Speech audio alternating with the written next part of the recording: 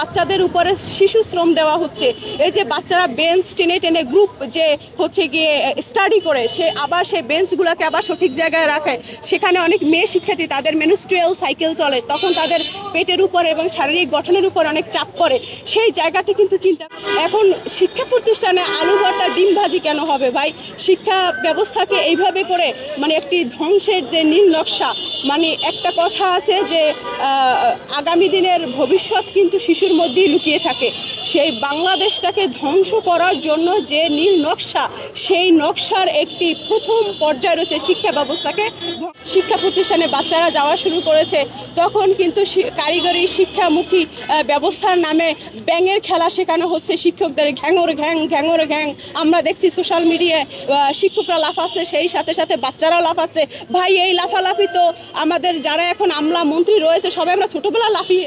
শিক্ষার বিষয়টা আমি বলবো যে আসলে করোনার অজুহাতে 564 দিন না 54 দিন শিক্ষার কার্যক্রম ইতিহাস ব্রেক করে শুধুমাত্র বাংলাদেশেই একমাত্র প্রতিষ্ঠান যেখানে আসলে বন্ধ ছিল। বিশ্বের ইতিহাসে আর কোনো প্রতিষ্ঠান কোনো দেশে এতদিন বন্ধ রাখেনি। তখনই মূলত আসলে শিক্ষা ব্যবস্থাটা ভেঙে পড়েছে।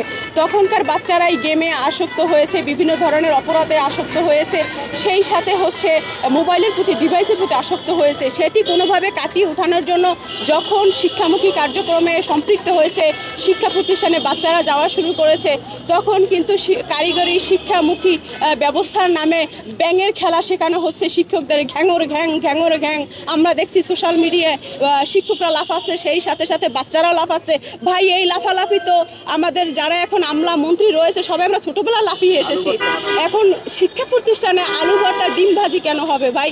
শিক্ষা ব্যবস্থাকে এইভাবে করে মানে একটি ধ্বংসের যে নীল নকশা, মানে একটা কথা আছে যে আগামী দিনের ভবিষ্যৎ কিন্তু শিশুর মধ্যেই লুকিয়ে থাকে।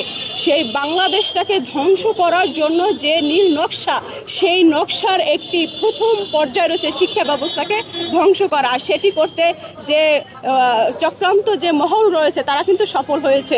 আজকে থিওরিক্যাল কোনো নলেজ নেই, বাচ্চাদের উপরে শিশু শ্রম দেওয়া হচ্ছে। এই যে বাচ্চারা বেঞ্চ টেনে টেনে গ্রুপ যে হচ্ছে গিয়ে স্টাডি করে সে আবার সেই বেঞ্চগুলোকে আবার সঠিক জায়গায় রাখে, সেখানে অনেক মেয়ে শিক্ষার্থী তাদের মেনস্ট্রুয়াল সাইকেল চলে, তখন তাদের পেটের উপর এবং শারীরিক গঠনের উপর অনেক চাপ পড়ে। সেই জায়গাটি কিন্তু চিন্তা করে না। আর যে কোনো আন্দোলন কি আজকে রাজপথে আপনারা দেখেন, এই ব্যাপারে অভিভাবকরা যখনই আন্দোলন করে তখনই সরকার এবং মন্ত্রীরা বলে যে এটি একটি সরকার বিরোধী আন্দোলন এবং সামনে যেহেতু নির্বাচন, সেই নির্বাচনকে ঘিরে এমন একটি চক্রান্ত চলেছে। সব বিষয়ে কেন চক্রান্ত খুঁজেন আপনারা কেন বুঝতেছেন না যে আপনি তো এই শিক্ষায় বড় হন নাই, আমি তো এই শিক্ষায় বড় হন। আজকে যারা ডাক্তার, ইঞ্জিনিয়ার, উকিল, ব্যারিস্টার, এমপি, মন্ত্রী, প্রধানমন্ত্রী, আমরা সবাই কিন্তু এই কারিগরি শিক্ষার মধ্য দিয়ে এবং প্রাথমিক শিক্ষা বা থিওরিক্যাল নলেজের মধ্য দিয়ে এখানে এসেছি। আমরা এই শিক্ষা প্রতিষ্ঠানে ব্যাঙের মতো ঘ্যাঙর ঘ্যাং ঘ্যাঙর ঘ্যাং নাসার কোদা দিয়ে আমরা কিন্তু এখানে আসি নাই। অতএব আপনি কেন মনে হচ্ছে শিক্ষামন্ত্রীকে বলবো যে ভুলে ভরা বই নিয়ে আপনি যে কোনো সংসদে আলাপ আলোচনা করেন না, এই শিক্ষানীতি নিয়ে সংসদে কোনো আইন পাশ করালেন না, কোনো বিল উত্থাপন করলেন না, তারপর আপনি হুট করে আপনি বই ছাপিয়ে নিয়ে আসলেন। ছাপাখানাটা বাংলাদেশে বন্ধ করে দিয়ে ভারত থেকে ভুলে ভরা বই নিয়ে বাংলাদেশে যে আপনি যে বইগুলো নিয়ে আসছেন বাচ্চাদের হাতে তুলে দিয়েছেন, সেখান থেকে আসলে শেখার কিছু নেই। এখানে যেটি শেখানো হচ্ছে ডিভাইস দিয়ে বাসা থেকে হচ্ছে দেখে দেখে পুডিং বানানো, বার্গার বানানো। তো এই বার্গার খায় কে? এই পুডিং খায় কে? আর এই যে উপকরণগুলো কেনার, এটা কি বাংলার সব মানুষের পক্ষে কি সম্ভব? তাহলে এইগুলো যে অর্থনৈতিক যে একটা চাপ এবং সেই সাথে যে বাচ্চাদের মস্তিষ্কে একটা চাপ, রাত্রে 2টা-3টা পর্যন্ত তাদের এটি নিয়ে স্টাডি করতে হয়, কাজ করতে হয়।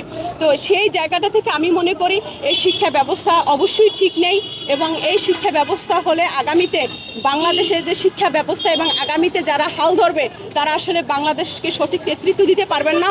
বাংলাদেশে আর কোনো ডাক্তার, ইঞ্জিনিয়ার, কোনো বিজ্ঞানী তৈরি হবে না। কারণ যেখানে শিক্ষার ব্যাপারে, যেখানে স্বাস্থ্যে দিক শিক্ষা মানে ঠিক করা দরকার, যেখানে স্বাস্থ্য নিশ্চয়তা করা দরকার, যেখানে হচ্ছে গিয়ে শিক্ষার যে পরিবেশ সেটা আরও সুন্দর সুশৃঙ্খল করা দরকার, সেই জায়গাটা থেকে তারা হচ্ছে যে একটি বাস্তবমুখী যে শিক্ষার নামে যে ভণ্ডামি শুরু করেছে, সেটির মাধ্যমে আসলে আগামীতে শিশুর ভবিষ্যৎ নষ্ট হবে ছাড়া ভালো কিছু হবে না বলে আমি মনে করি।